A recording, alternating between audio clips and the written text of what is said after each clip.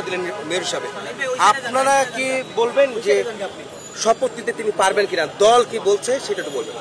প্রথমত আমি বলবো যে আদালত সুবিচার করেছে এই মুহূর্তে, এই জন্য যে গণতন্ত্রের জন্য লড়াই এবং যে গণতন্ত্র সুবিচার ন্যায় বিচার নিশ্চিত করে সেটার পথে এখন আমরা এগিয়ে যাচ্ছি ফ্যাসিবাদের পতনের পথ থেকে।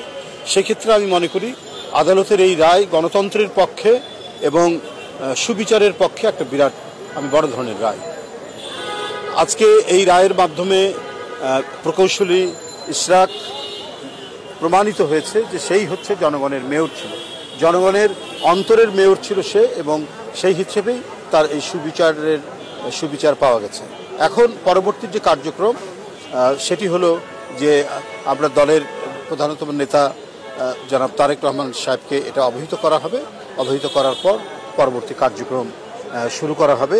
সে শপথ নেওয়ার বিষয় এবং অন্যান্য যে প্রক্রিয়াগুলো আছে সেই প্রক্রিয়াগুলো শুরু হবে। রিজি ভাই, আপনি যদি বলেন যে উত্তরেও কিন্তু ঢাকা উত্তর সিটি কর্পোরেশন নির্বাচনেও কিন্তু তাবেই তাওয়াল আপনাদের ধানের শীষের প্রতীকে নির্বাচন করেছিলেন একই সঙ্গে, সেখানে কিন্তু কার্যকরী অভিযোগের ট্রাইব্যুনালে মামলা করা হয়েছিল, সেই বিষয়ে এখনো কিন্তু কোনো ফয়সালা হয়নি।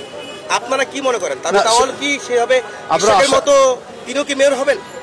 নিঃসন্দেহে যদি সে বিচার যে বিচারাধীন যেটা রয়েছে, সাবজুডিস যেটা রয়েছে, সেখান থেকে ন্যায় বিচার পাবে এবং ন্যায় বিচার পাওয়ার পর তারপরে সে দলের সমর্থন নিয়ে মেয়রের শপথ নেবেন কি নেবেন না এই বিষয়গুলি তখন নির্ধারিত হবে। এখন যেমন এটা নির্ধারিত হয়েছে, তবে এই মুহূর্ত পর্যন্ত আদালতের যে রায় জনমতের পক্ষে, গণতন্ত্রের পক্ষে এবং ভোটারদের ভোটের পক্ষে, সেই রায়ের জন্য আমি আমাদেরকে নিজেদেরকে খুব ভালো লাগছে যে আমরা সামনের দিকে একটা শক্তিশালী গণতান্ত্রিক কাঠামো গড়ে তুলতে পারব।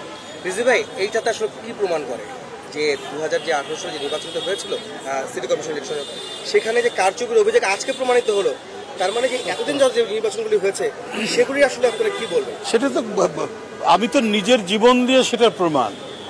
প্রকৌশলী ইশরাক এবং তাবিদ আওয়ালের নির্বাচনে আমি ব্যক্তিগতভাবে সন্ত্রাসী হামলার শিকার হয়েছি। কারওয়ান বাজারে ধারালো অস্ত্র নিয়ে আমার উপরে করা হয়েছে, হামলা করেছে। তো এর বাইরে তো আর কিছু নাই, আমি তো নিজের জীবন দিয়ে। আর সারা সিটি কর্পোরেশন উত্তর দক্ষিণে চলেছে সন্ত্রাসের মহাযজ্ঞ, মহারাজত্ব। ও যেটি বলেছে, ইশরাক যেটি বলেছে যে 9টার মধ্যে সব ভোট শেষ, বন্ধ করে দিয়েছে, পোলিং এজেন্টদেরকে বের করে দিয়েছে এবং সাধারণ ভোটাররা লাইনে দাঁড়াতে এসে তারা সন্ত্রাসী পরিস্থিতি